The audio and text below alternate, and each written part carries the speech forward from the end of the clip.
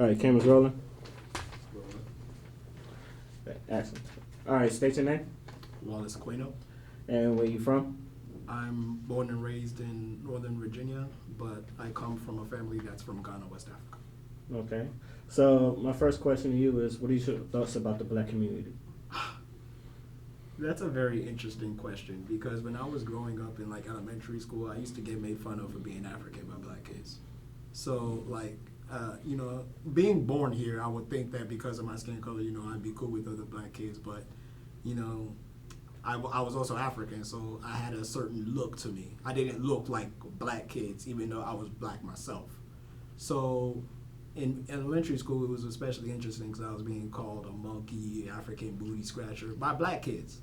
And it really messed me up because for a long time, I hated being African because of it. I wanted to, as a child, you want to be friends with people. You want to be able to hang out with people that, especially of your skin color and stuff like that. But I had white kids treat me better than black kids did, all because I was African. So it really messed me up as a kid growing up, and I basically hated myself because of it. Okay, so when did all that stop for you? Oh, when did the name stop? If they ever did stop. I would say around 7th grade it stopped. I would still get when I was entering middle school, I still got a little bit of the you're African type stuff, go raise a goat type jokes. But I mean around 7th grade it started to die down because I was a bit more low key. Because when I got to middle school, I was just done with everybody. That was my, I would say, emo stage, but not emo in the sense that I'm acting out, but I was just cut off from everybody. I was the loner. I just didn't want to have anything to do with people because I've just been bullied so much growing up. So I just shut myself off. If anything, I didn't want to go through that again. So you growing up in an African family, is there a difference between that and there American? Yeah, there are major cultural differences when it comes to Africans and blacks and the way they do things per se. In an African home, they're much more stricter on education. I noticed that with the other black kids in my neighborhood, they had more freedom in a sense. They'd be outside at longer hours of the night, or they do certain things that if my mom ever found out that I did, I'd probably be shipped back to Africa. So there were a lot of things that I had to be careful of. My mom, coming from Ghana, she had 10 sisters, so she kind of she was very strict, but not strict in the sense that it was almost strangling, but strict as in a sense that I have these ground rules, I have these morals, and I have this plan for you. So don't do anything to disgrace me, basically.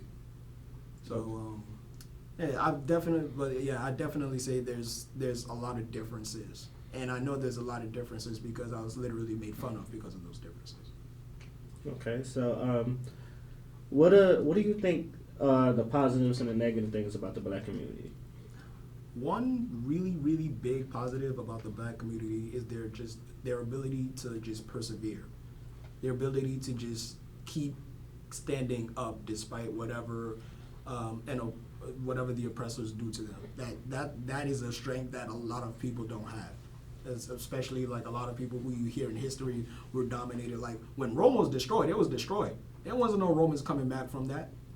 But black people from genocide and slavery and all that, we just kept getting up, and we kept getting more powerful in a sense. Even though we were still oppressed as we are today, we're still getting more powerful as the day goes by. As little as it may seem, we're still bulking ourselves up. Now, with that being said, there's a lot of weaknesses, and it's strange because the weaknesses that the black community has, it's not entirely their fault. They were conditioned, they were castrated, they were basically programmed to think a certain way, especially since birth, because as you remember, slave masters used to look after slave children. They used to just take the slave children and indoctrinate them and make them see certain things, or make them experience certain things, so that there'll be people like, you know, we had Uncle Toms during slavery, we had coons during slavery. I feel like that was the result of the slave master being so active in a slave child's life. That way he knows his place, yet at the same time they're worshipped as gods. So because of that, and the traditions, and how like us black people and us African people, we have a propensity to pass things down. Like we always, like even in ancient African history, we always pass things down, whether orally or written, we always pass things down. So if we have a tradition, we'll pass it down to our children, and then their children, and then their children, and stuff like that. So then it's just got to a point where it has contributed to a lot of the weaknesses that the black community has had today, such as like self-hatred. We hate ourselves. We look at a dark-skinned person can look at a light-skinned person and be like, wow, you're really pretty. You know what I mean? They had that experiment with the dolls, where the black dolls would pick the white dolls over the black dolls because they felt like something was wrong with the black dolls. They felt like they was ugly or inferior. So, you know, there's self-hatred, the disrespect between each other, the animosity, just a whole bunch of things. But we have to hold ourselves accountable, even though it's not entirely our fault. We have to be like, at least, like, you would agree that now we know that we were conditioned to think this way. Right. We were programmed to think a certain way. So now that we know, now that we've admitted to it, now comes the part of repairing that. And I feel like the black community, even though it's being done, it needs to be more. It needs to be more mainstream. We need to like help each other. That's what we need to do. So the whole, you remember the old saying, the revolution will not be televised. Mm-hmm. Do you think it should be televised now? Whether we like it or not, it's gonna be televised. I think that's a more accurate answer, because like social media is like, we have activists now that are mostly active on social media. We have people who call themselves activists and have done more tweeting than marching. So regardless of whether it's going to be televised or not, it is going to be televised. Like I remember they had that whole protest in Egypt. And Egypt, like, when do you ever hear Egypt on the news? So, you know, even if it wasn't being on the news, Twitter, the hashtags were everywhere. You know, there was like Egypt marches and just a whole uprising, you know, like they actually had to shut down every internet service provider in Egypt so they don't get more people to support them. So the revolution will be televised. It's not whether it's going to be or it's going to be, it will be. Okay. One thing I could say about the African culture, they're big on tradition. And I personally don't really see that in the black culture. Why do you think that? Because black people have, how can I put this? Black people have lost their spiritual connection to Africa. They've lost their roots. They feel like because they've been slaves in America, or they were like made in America in a sense, that they don't have to retrace their roots and go back home per se, you know, like, and I find that interesting, because when you look at a black child as opposed to an African child like speaks differently. They have different ways of carrying themselves as opposed to like a black child. Not to say that anyone is more inferior or superior than the other. It's literal just cultural differences. Black people were raised a certain way. African people were raised a certain way. But we're all one people. But because of those because of that cultural separation, you know, we have to look at them differently. Like we don't even like in my language, we don't even say like black people. Well, I mean, we don't even consider y'all like Africans. Like we call you what we say akata. That means black. That means like, oh, that's a black person. You know, they're not part of our community, because if they were part of our community, we know. It's like an African can tell the difference between an African and a black person if they were standing right next to each other. They'll just know. So when it comes to the question, though, I just feel like black people just need to be more apparent in just finding out where they come from. You know, like find out, like get like a little DNA test, see where you come from. I've had black people that know where they came from. What's his name? Tracy Morgan found out that he was Nigerian. You know, who else? There was there was another person on CNN. He traced his roots and he found out he was Nigerian as well. So if you are able, if you connect back to your roots, you'll become a much stronger person. Like just trace back and just revel in, because black people, you have a history, you have a culture, you have you have traditions, and that saying, we was kings and shit. Y'all was kings. Why won't you go research that? You know what I'm saying? Like we have people that can recite entire rap words, but won't recite like Langston Hughes or someone. Some people who are spiritually connected to Africa. Maya Angelou, she's Ghanaian. So and because of that, because she's able to trace back where she was and she knows herself on a spiritual level, her words are deep. This woman spoke in a president's inauguration, a white man. If that's not powerful, I don't know what is. When the oppressor tells you that you can speak in his claiming of the throne. If that's not powerful, I don't know what is. So what I say to every black person that ever watches this, find out where you come from. Because Africa will welcome you with open arms. You know what I'm saying? And I'm here to dispel that Africa is like this place where if we see a black person, we'll just act nasty towards them. Like, nah, come back home. We will embrace you. I promise you we will embrace you. So that's what I feel like that needs to happen. Black people and African people just need to be one again. Let's find each other spiritually and let's tackle this thing together. There's countries in Africa that'll back you up. You know what I mean? Chinese kids won't get killed in America because if Chinese kids was getting killed like we was getting killed, China will come to U.S. and say, hey, yo, chill out. And U.S. will straighten up real quick because they don't want to mess with China. China got allies. You know what I mean? So I feel like Africa, they need to do the same thing. A black man needs to know where he comes from so that he'll never lose his home. That's what I feel. Okay. I've heard many black women, they say they've been disrespected by mostly either their race or their skin tone. Do you feel like black women are the most disrespected race? Without question. The disrespect for black women is so big in our culture. We literally put it out to the mainstream media. We literally tell other races we disrespect our women. You know what I'm saying? Every other rap song nowadays has the word bitch in it. It has the word hoes. She was sucking my dick and stuff like that. You know what I'm saying? And it's just that's gonna be someone's mother at one point. You know what I'm saying? As time goes on, she's gonna give birth to children.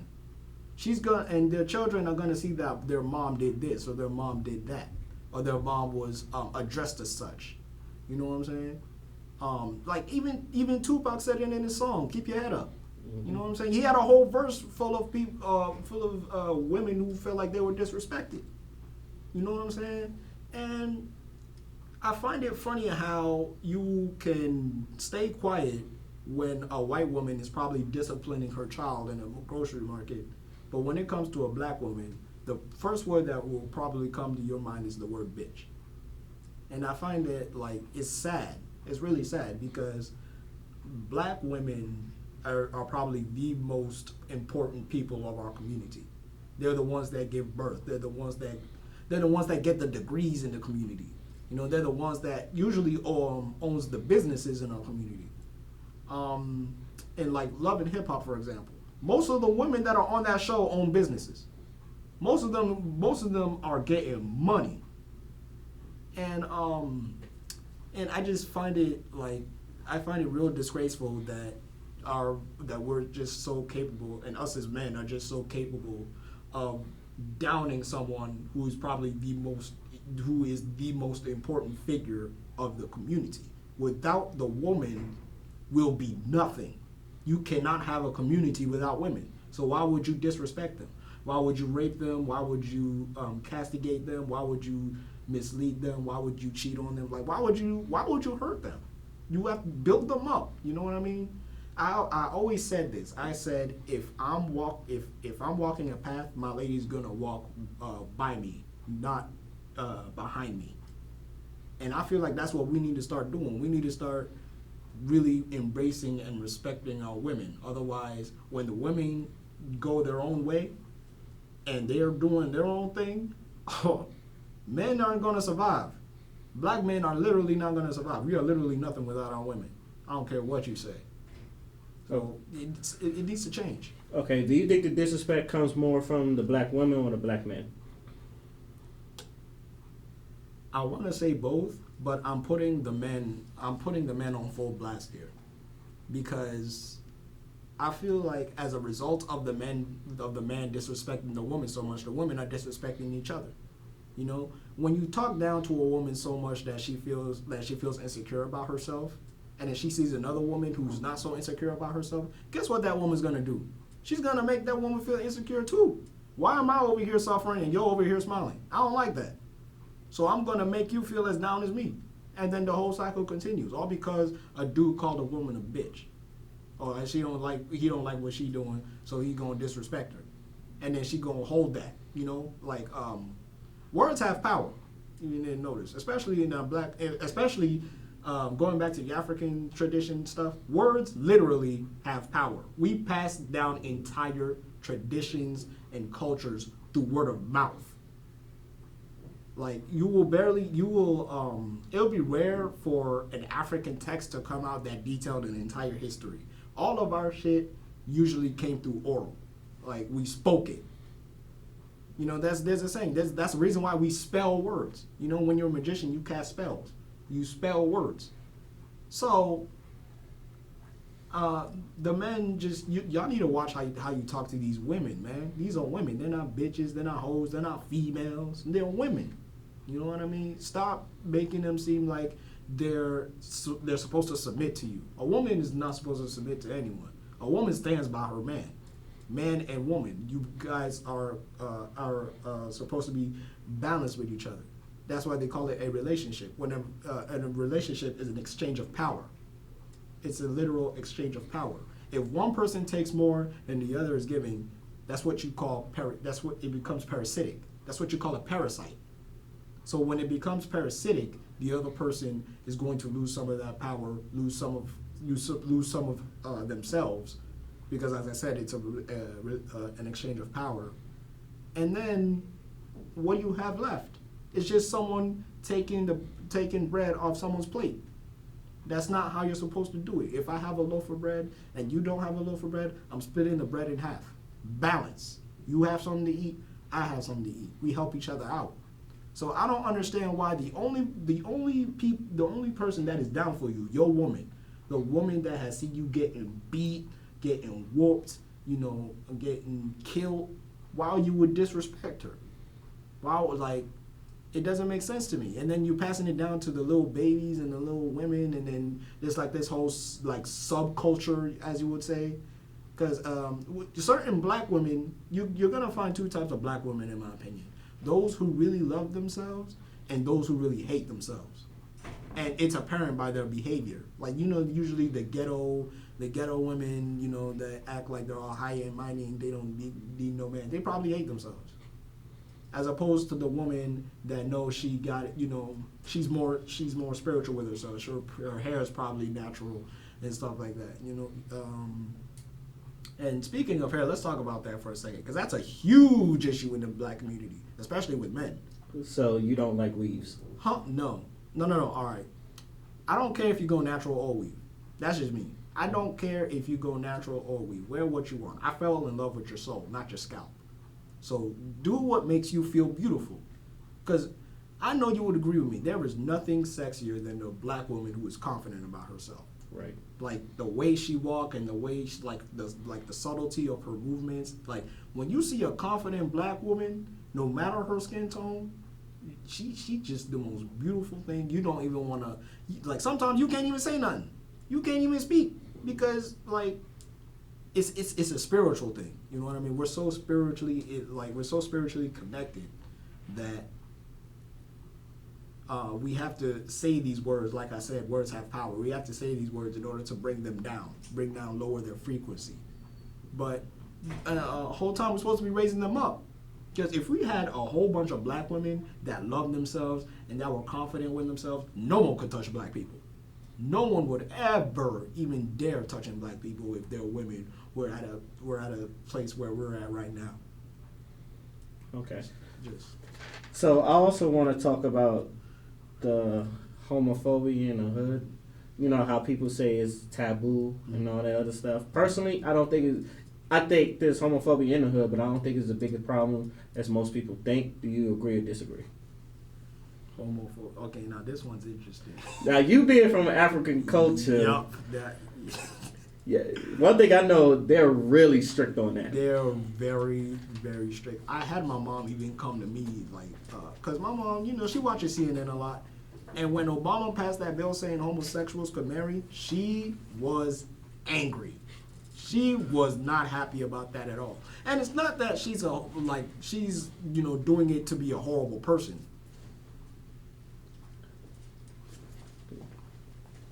It's not that she's doing it to be a horrible person, but I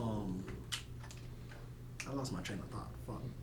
Not that she's being a horrible person, but She's not being a horrible person, but it's just a culture. Like, they don't come from that. You don't see homosexuality out in the open, like in the ancient African times and stuff. It just wasn't a thing.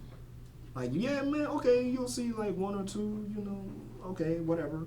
It's just one or two. Now there's like a whole block of them.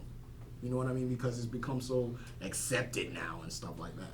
So, in regards to your question, I disagree because homosexuality, a man and a man can't have a child. A woman and a woman can't have a child naturally. They had to get a surrogate or they had to get a third party in order to do so. If a man and a man want to have a child, they got to get a woman to carry the pregnancy or they adopt someone that's not their biological child.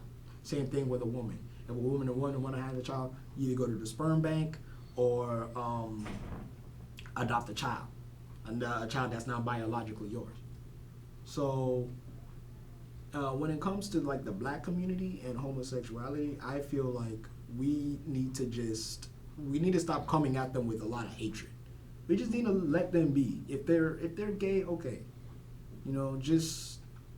Just kind of like don't make it so apparent. Don't make it so obvious that you're gay because that gets annoying.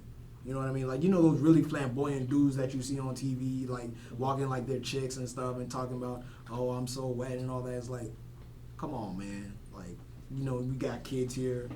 We can't have the children thinking that they're gay because that sets a context. That's not cool. So do you think it's a trend? Yes, I do think it's a trend in the sense that certain dudes will try it out. Certain women will like try it out when they used to say that, oh, I'm gay, I'll never go straight. You usually hear gay people saying this. Mm-hmm. Oh, I'm gay, I'll never go straight. I don't mess with that other people. But all of a sudden, straight people can try it out. You know what I'm saying? And if they try it out, oh, they've always been gay. Gay people actually say this. If you try out being gay, they'll say, oh, you've always been gay. And it's like, what? You can't, it's not buying no more. You're just straight up gay now. So I do think it's a trend, and I think it's a trend that has misillusioned intentions. So do you think people talk about it more, or do you think it's still like one of the things that people kind of like glass over? Yeah, you can't glass over it anymore. That's all I know. You have to talk about it now. They put it out there. You have to talk about it. It's all over TV. Especially in our TV shows, Empire, Star. Okay, now Star is just oversaturated with, LGBT stuff. It's everywhere now. You can't ignore it. And Love and Hip Hop just now, they had a homosexual couple. They're not together no more, but they was homosexual. So it's everywhere now. You can't glass over it. So you think it's being forced on our children? Forced on our children. I think it's confusing our children. I don't think it's forced on them.